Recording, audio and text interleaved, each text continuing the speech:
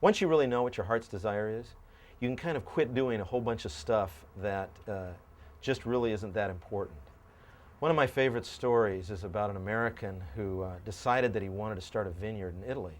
So he bought a small vineyard in a small town in Tuscany and was very excited about putting the grapes in and producing his first bottles of wine.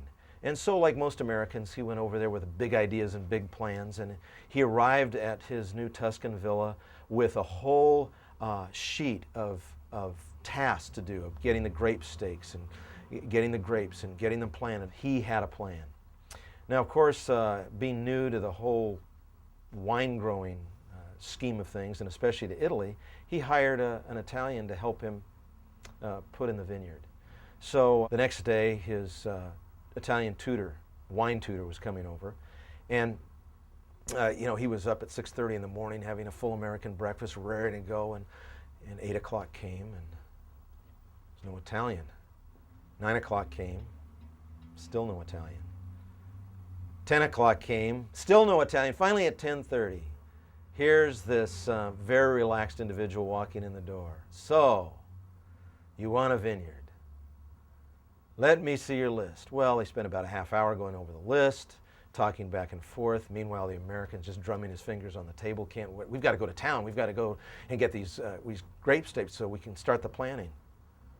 Yes, we must go to town.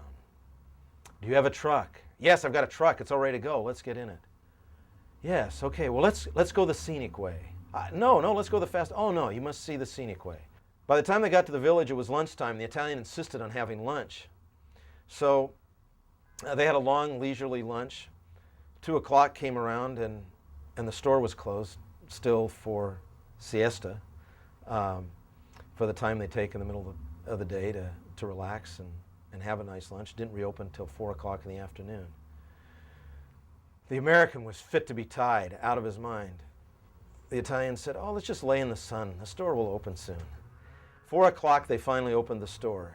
The American was furious, loaded the grape stakes in the back of the truck, drove off in total silence with his Italian friend. When he finally got to the farm again, he threw the grape stakes off the truck and said, this was a complete waste of time.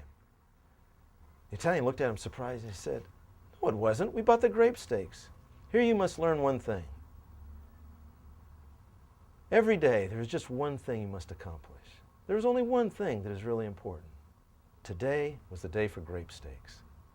Sometimes I think that if we get as clear as the Italian is about that probably every day there may be only one thing that really is very important, it'll kind of take the pressure off all the many things that get in the way of our heart's desire.